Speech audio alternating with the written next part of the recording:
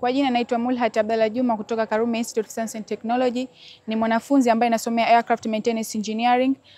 Mimi ni miongoni mwa mnufaika wa matunda ya Dr. Hussein Ali Hassan Mwinyi.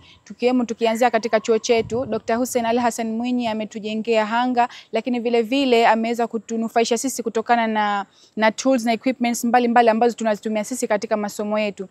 Ni chuo pekee ambacho kinatoa mikopo kwa kozi za diploma, lakini pia kuna fursa mbalimbali ambazo zinatokezea za scholarship za kuweza kuwadhamini wanafunzi wenye uwezo mdogo wa kimasomo.